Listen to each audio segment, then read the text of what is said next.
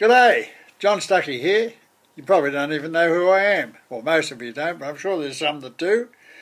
I was invited tonight by John Cuss to send a bit of a message, and I tried to do a big video message, but it was that big that it wouldn't even send it. So I'm making this little introduction to all of you. I'm really pleased to have been asked to give this message, and as I've said in my notes, I was surprised to see that I am a life member of the Traralgon Baseball Club, but I am a past playing captain coach of both the Red Sox and the Cardinals. So it's been quite a while now.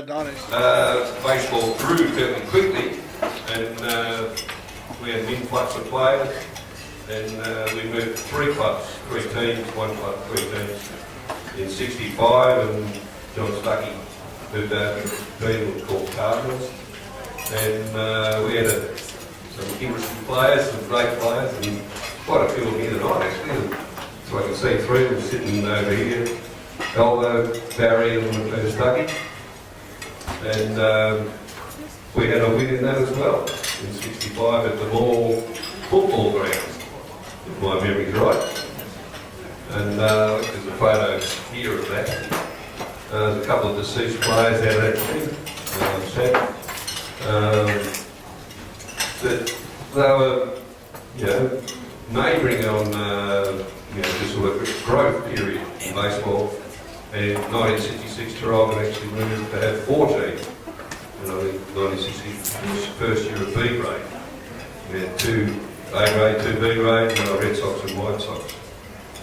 And we had 4 teams for a number of years, and then we had 4 individual names. I think they were all in the same conference one year as well. Now, I suppose in that period, I was fortunate enough to play in the first 10 grand finals. The sad part, we should have been wearing black and white colours because we only won 3 out of 10. But we won 64, 5 and 68. They had to wait till 1978 to win another one. But then we won 4 in a row, so that was all right. Are there any memories of that you can, anything that stands out in your time playing for the Red Sox? Anything that just you tell everyone about, or tell it that's a part of why you played, or part of the Red Sox? Is there anything you can tell us about that? In a way, in those early years, Melbourne teams used to come up and play up here. They were organised by Colin Stuck. We had Traralgon come up here. We had Fitzroy come up here, and the Australian pitcher threw for Fitzroy, and he actually was the Colt Frovis from the Gold Rackley, Dennis Flo, her father. And we've had Australian pitchers from Melbourne as well. Come up and they play. Usually they come up and play at Traralgon. Mr. Millie got here, been involved. He was part of all that. We had Canterbury Baptist come up. Trips to Ballarat City and the Traralgon Baseball Club. Used to have annual trips, and that was great fun as well. And obviously, apart from yourself, who was the best player that you played with? When you get that category. Probably to make the top 9. Dave Williams was probably one of the best players I played with. He was just outstanding second baseman. And then after he left here, he actually threw against us for England in a 2-3 went final tunnel that blew us away. He was exceptionally played in Victoria. Played against Victoria in the Big versus BBL game, and was part of a team that the countryside beat the city side. Peter Jones goes without saying. I don't think he was the best pitcher. We had a Mormon guy here that I sort of put fingers and thumbs trying to catch a Roseneck. He played and he went away to the final, so he lost that game because of that. But yeah, he really played with it as well. My first introduction to Rick Dixon was around that time as well. When Rick came back into the Valley, when you were coaching at Traralgon, then the Colts team started up here in the Latrobe Valley. And 2 or 3 of the best Colts players who were under 18s players were taken from each of the club teams, and we played under Rick for 2 seasons, I think, out of Rick. I think you were saying before we made the prelim final and our pitches, a guy named Steve Gibson-Williamson was a member of the band. He actually missed the grand final because he had a band commitment. He's here tonight. Is he? And then I was playing at Morwell and I was working with Lloydie Lewis at Yulon W. And it was coming off those golden years of 78, 79, 80, 81. Lloyd said, come to Traralgon. We'll win a swagger premiership. We'll kill them. Well, the tattoo on my bum tells me that I had to wait till 1999 before I got to actually play in the premiership for Traralgon. But what a journey over those years as well. Baseball, I think Peter Stuckey was saying before, baseball is one of the greatest games in the world. It's an infectious game. I've loved it. It's stuck with me. You've heard Peter and Val say how important baseball has been to them and throughout their lives. And I tell you what, for me too, the 6 months of winter couldn't come around quick enough from year to year to year. But there were some dry years in there from 81 to 82 through to 1999 as well. But the thing that stuck with me, apart from the years with Rick and really learning how to play the game under the guidance of Rick, I'll tell you a story about Rick too. Parents used to hate Rick, used to hate him, because he used to whistle. It's like a dog whistle. All the Kelpies, all the Colts would stand up and Rick would whistle and we'd all run around. But the parents didn't like Rick whistling at their boys. But we learned how to play the game and we learned to play it well. Those standout years, I still don't. The Saturday before that grand final in 1999, for those who were there at that day, we were preparing the ground at Lydia Road. There was just a hum around the club, and it had been building for a few years. There'd been an influx of these young kids from 94, 95, the Seavers and Cussie and Obi coming to the club as juniors and were starting to come through, and then this brash upstart coming into the club from Newport, Road Trap. You know, we thought we knew how to drink, but Freddie taught us how to drink. And that Saturday before that grand final, for those who do remember, it was a brilliant day, sunshine. I reckon there would have been 50 or 60 people at Lydia Road helping prepare the ground for that day. You could just tell that was our year. And it was. And to celebrate that day, that Sunday, with the premiership against Moe, against Brian Spiteri.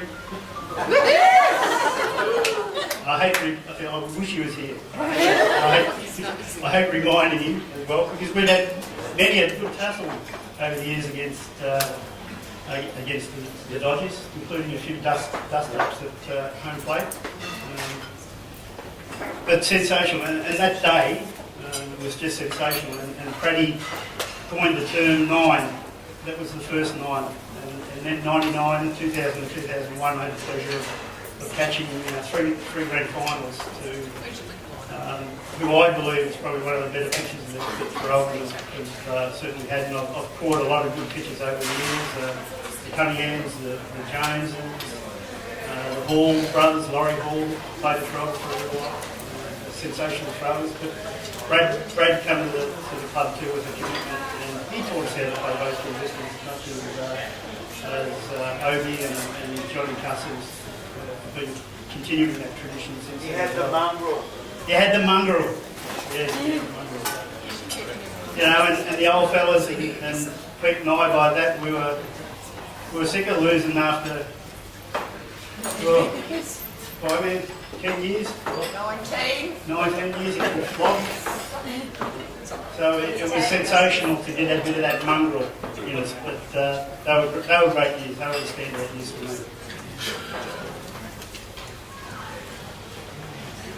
Thanks, Ross. It's a very, very good words, I suppose, spoken then, and I can relate to half of them because I was there for half of them. And yes, Brady was a good inclusion of the club because he brought us that desire to win, and yeah, it's a good word.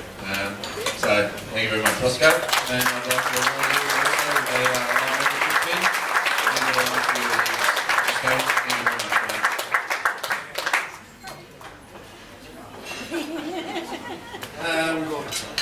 The next life member I'd like to bring up here is the man larger than life. I love playing baseball with Peter McLean.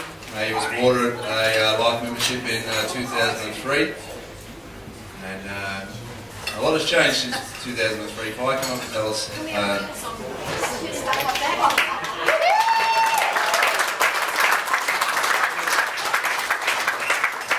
I've always been in awe of the way that my man tells a story, and one day I aspire to be like that. Before I get the story of him, we'll give us a couple of losers out of here.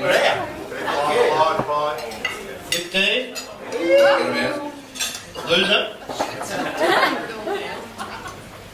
Another loser. 7. One more.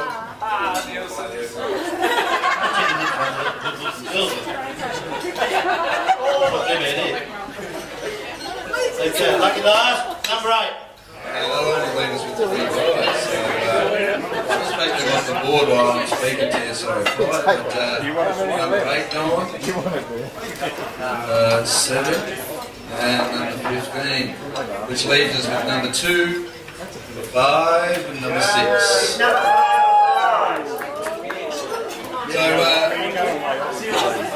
So by the game's changed. The game's changed in all different ways, and I'd love for you to fill us in.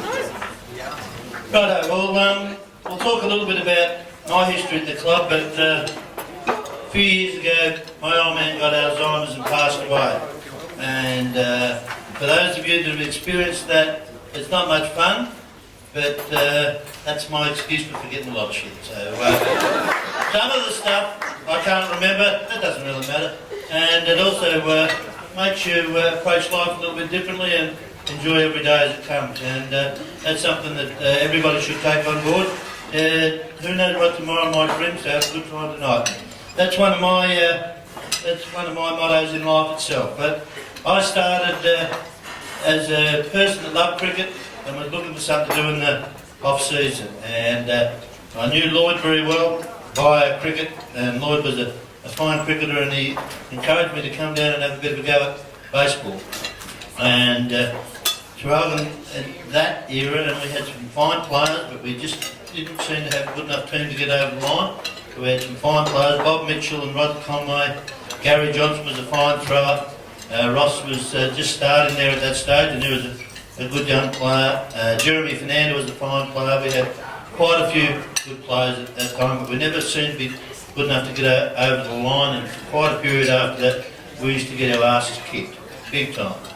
And I wasn't a real student of the game early on, but as my time progressed, I became a little bit more aware of the rules, and like all good baseball people, you make up quite a few of them as well.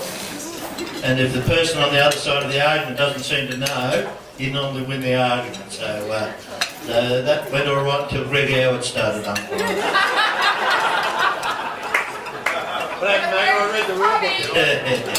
He had a rule book. That made things tough. But we used to get our asses kicked all the time. They had this rule called the mercy rule. Now, a mercy rule, for those that don't understand, is after 7 innings, if you're 10 runs down, the game stops. That was okay when we were winning, but when you're losing, you might only got 2 hits on the day. And you've got 2 hits spent most of the time in the field, and the game's pulled off, and we've got half an hour to go. So what's the point in this? The game's going to stop at 4:30 regardless. Let's try and play the damn thing out. Maybe we might get a little bit better at it. In those days, we used to train on Saturdays, play on Sundays, and socially it was okay without being anything special. And that's where I came to the fore. My role in the club, as far as I was concerned, was to make this place tick.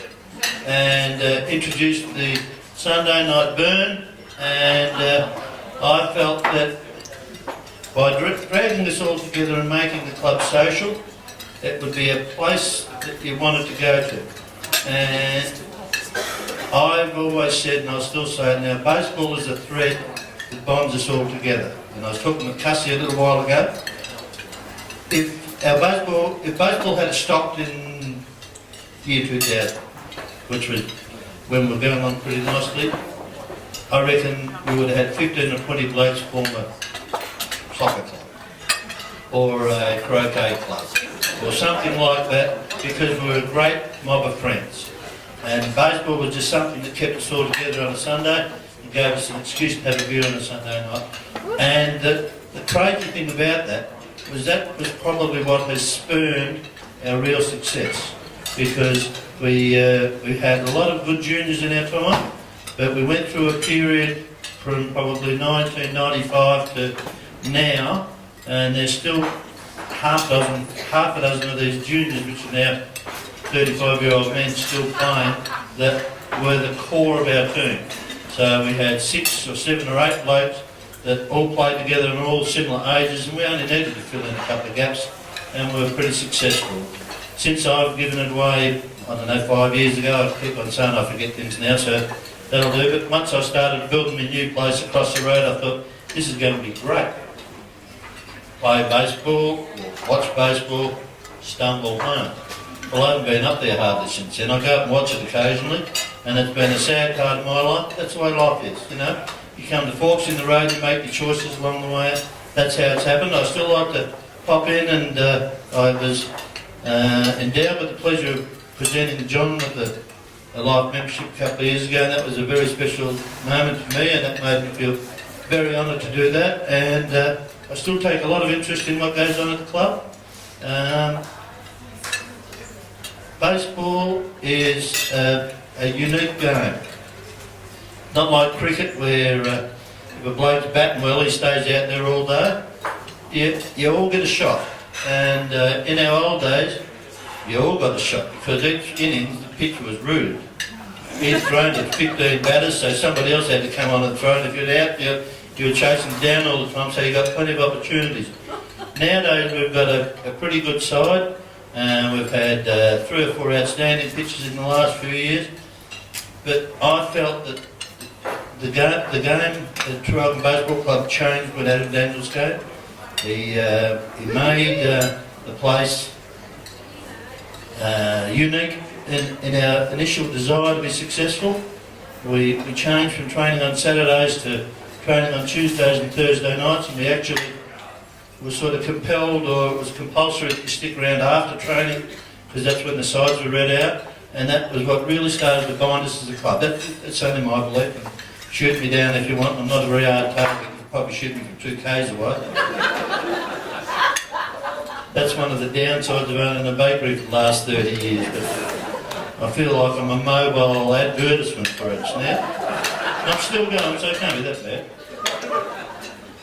But that was the start of things to happen at our club, and I don't like to highlight individuals because it's not quite about that, but another bloke that had a huge influence on the club, it wasn't that good a player, but a huge influence on the club was Peter Traralgon. Because without Peter's input into the club, with his engineering skills and his drive to get us all off our arse, and he basically built the back net and the dugouts and the lights by himself. But without his drive, I don't think the club would be where it is today. Pete, fantastic, mate.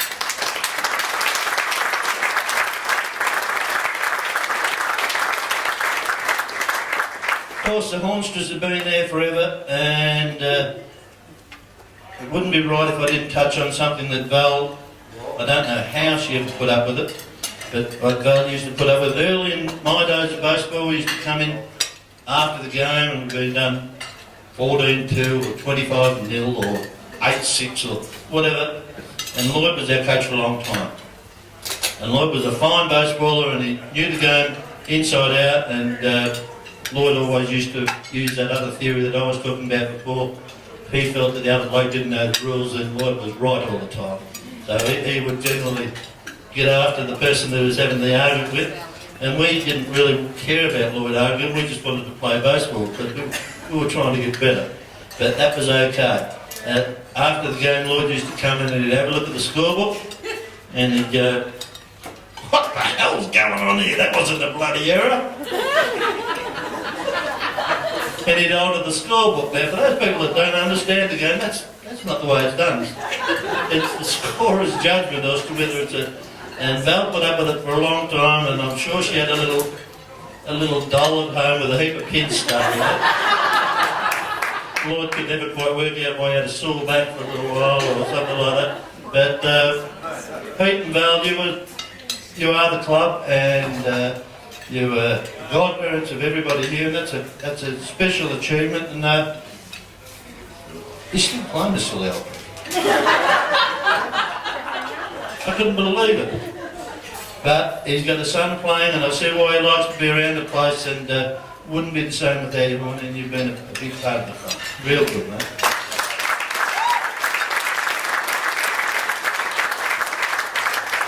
Of course, we touch on Praddy, and Praddy was an important part of giving the club a bit of shit.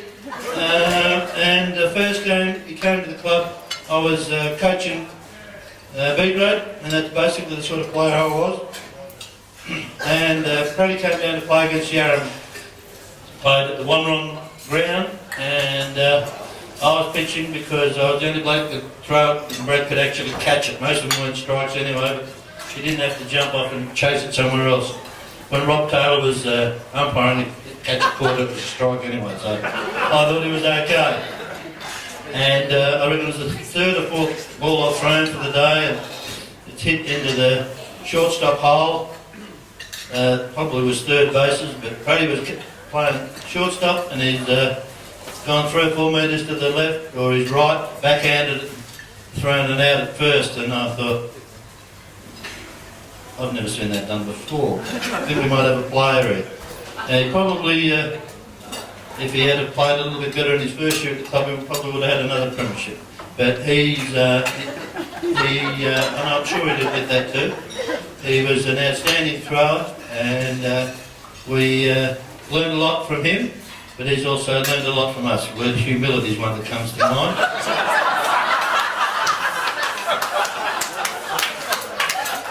And he's one of my great mates too, and he knows that, so we always have a little bit of fun. Beyond that era, and I was fortunate to play in a couple of flags around that year 2000, cross touches on 99 preparation, and we lost the previous year at Churchill, and we were hungry, and it was just to be, and that was the way it worked out. But we've had some enormous success since that time, and there's no doubt that John has been a driving part of that, our success on the field, and we're lucky enough to have a heap of premierships, but sport's not just about premierships, and it's about friendships as well, and I think that's as important as anything that comes out of why you play the game. If the game stops as soon as the umpire blows the whistle at the end of the day and you go home, I think you're playing for the wrong reasons. And we've been very lucky to develop a good friendship amongst a heap of people, and that's been what's made it all special. As you get older, you start going to young fellas' weddings, and that's a good thing. You know, you start seeing young fellas have children, and that's a good thing. And life goes on, and enjoy it all. I've spoken for long enough. Have a great night.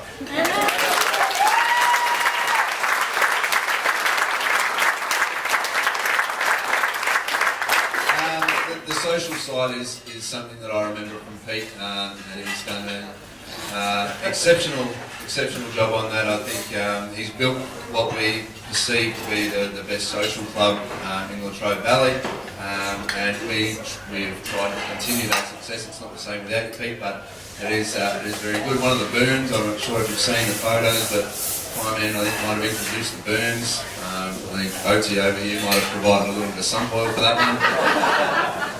Still a hole in the ground, but that's a great part of what Peter brought to the club. And again, I'd like to award Peter the life membership pin. Thank you very much, Peter. Talking about burns. Yeah, something I forgot. I think this place shuts at 12 o'clock tonight, and I've spent all day cleaning up my shed, and most of haven't been in it. I've got a fridge full of piss and a pot out the back ready to get some firewood going, so I'd love to see everybody that's available and you've got time. Don't worry about tomorrow's baseball, you'll be still okay tomorrow, so get it into you. Don't play no in. I see there's a couple of them over there, that's fantastic. Made the effort to come and support opposition, that's what it's all about. But socially, that was a big part of it, and I'd love to see as many as have got time tonight pop round to my shed. It's a big shed, and there's plenty of room, and there's plenty of beer, and it'd be great if you could, as many as possible, get there. It'd be fantastic. Thank you. Thanks, Peter.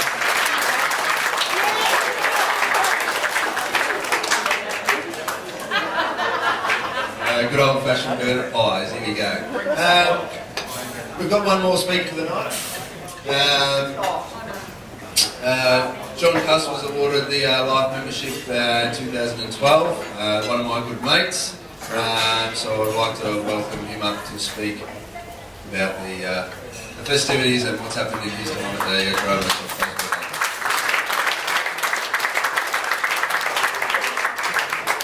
I might just draw one out. Yeah, we'll just draw one out.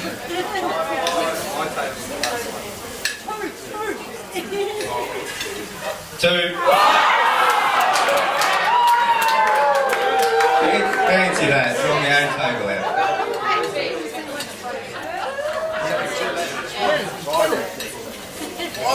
We've got table number 5. Where's table number 5? Oh, you guys are still in table number 6. 6? Alrighty,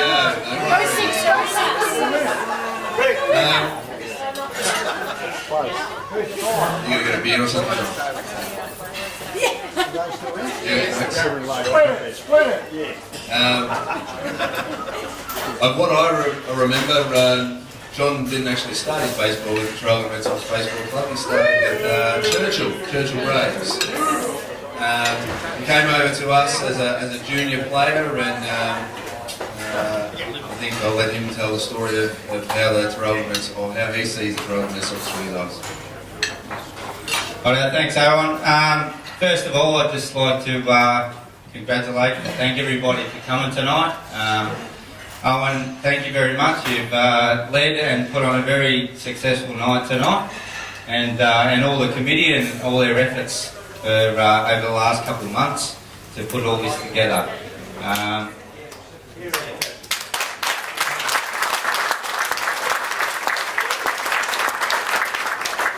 I'd like to just add that I'm very, very humbled to be asked to talk at the 50-year reunion or celebrationary dinner of our club.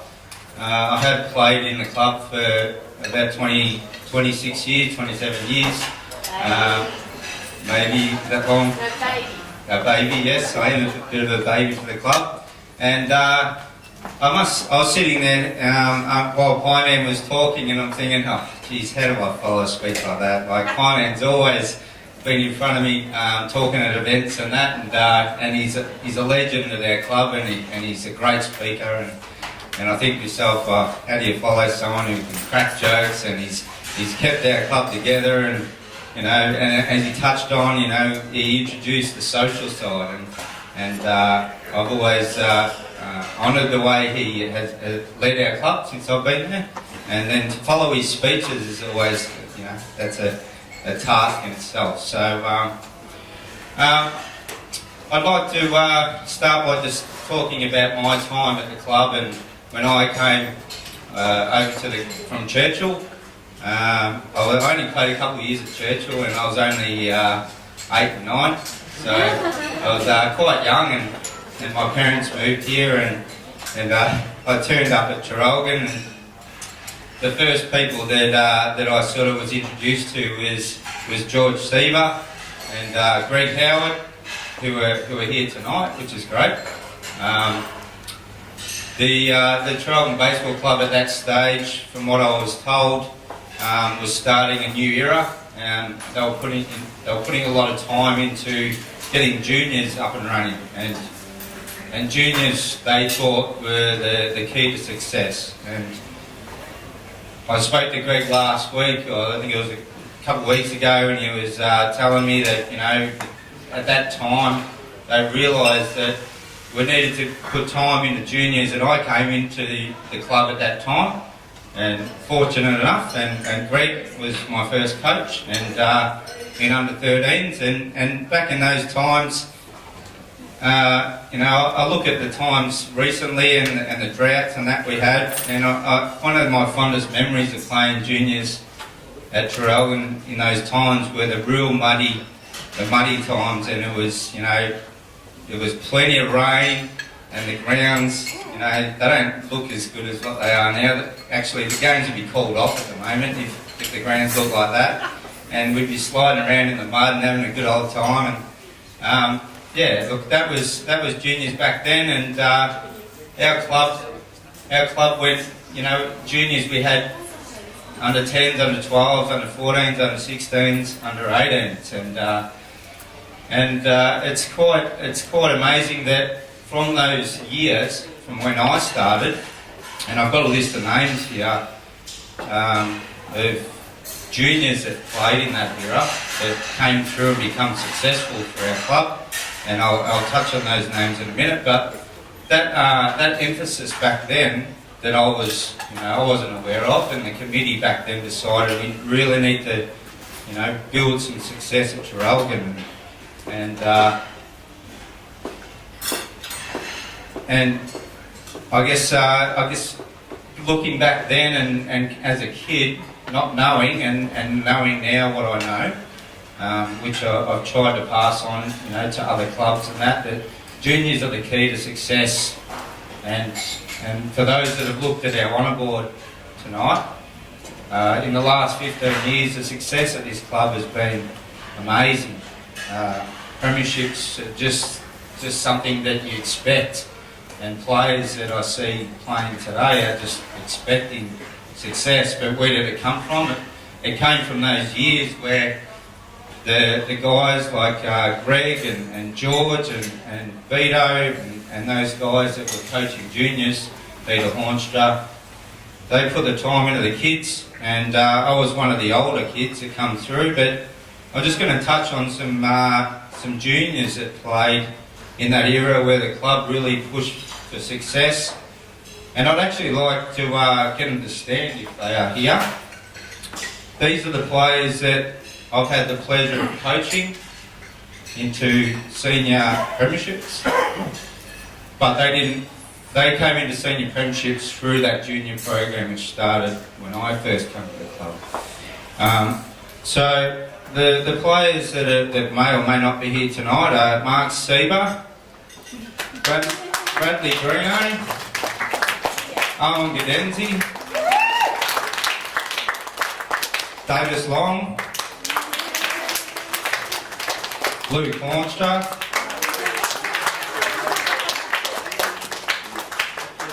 Donnie Saunders, who's an apology tonight, Stephen Cox, Jude Power, James O'Rourke, Brad Adams,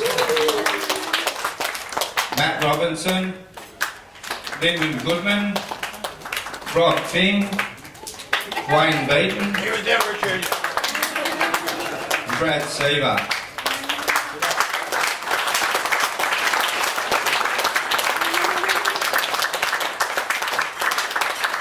It was in my time, as I got older, and those guys can sit down now, thank you. In my time, as I come out of juniors, I was inspired to try and the club was, and as Hyman touched on and Roscoe, we'll get belted every week. And I came into that era around about the age of 15, and we were getting mercy ruled most weeks. And at the age of 18, I'd been playing a couple of years in Melbourne. I come back and I said, I wouldn't mind having a go at this coaching stuff, and I had a bit of a go, and I could see a lot of juniors around that had played, and all of a sudden, as Pyman touched on, with those juniors put into the team and filled in by some guys like Roscoe and Pyman and Praddy that come along, we started a bit of success, and not only a little bit, we had a lot of success, and we continue to be successful because the people keep touching and working with the juniors, and that was started in the early 90s when I came, and it continues at our club today, and even to the extent where we had junior players who are 15, 16-year-olds asking us as a committee, can they come tonight? And we've got a table of them down the back there. You can stand up if you like.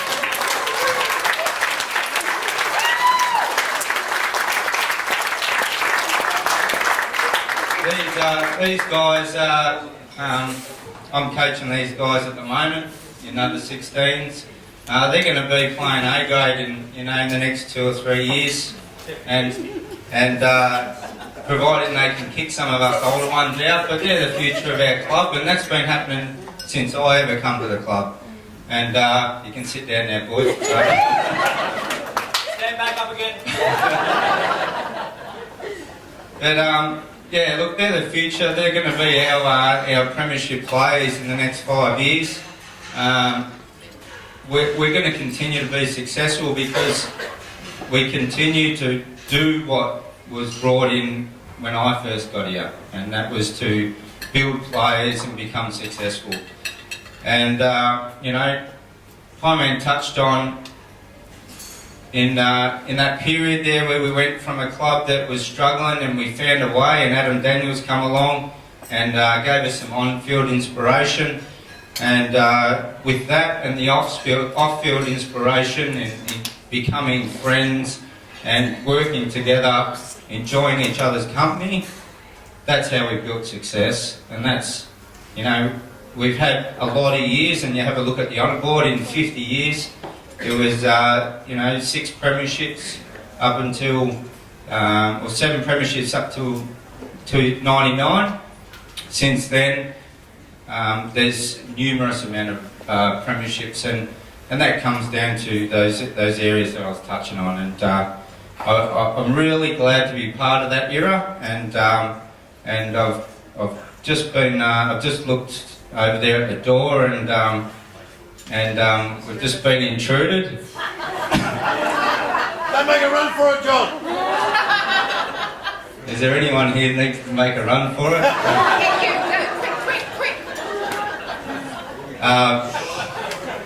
One of our newest players, Tommy Reinberg's just walked through the door.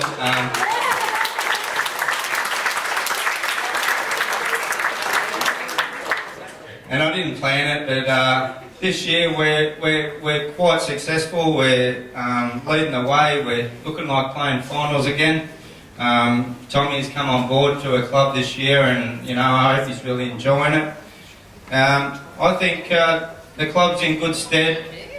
There's been a great night put on tonight, but there's been lots of good things that our club's done over the years, and it's great to listen to all the stories and the build-up and where the club's gone, and we've gone into, we're going to continue improving, and I think I've had enough to say, and yeah, thank you.